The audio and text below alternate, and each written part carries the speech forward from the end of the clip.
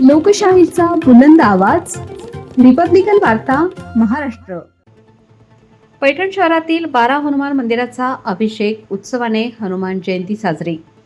हनुमान मंदिरातील मूर्तींचा भक्तांनी पुरोहितांच्या मंत्रघोषात जलाभिषेक. बातमी पैठण येथून.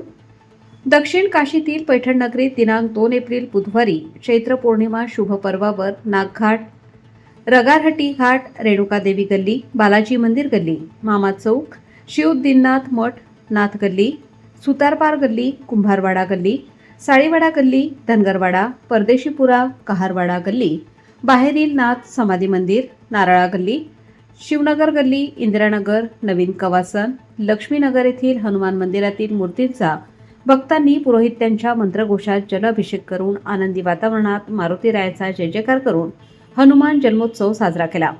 पहाटेपासूनच भक्तांनी गोदावरी स्नान करून गोदावरी जलाची व पुष्पांची उधळण करीत हनुमान मंदिरात जाऊन दर्शन घेतले.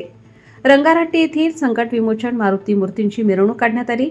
शहरात जवळपास 15 मारुतीची मंदिरे आहेत. यावेळी सामाजिक संघटनांनी फळांचे वाटप केले.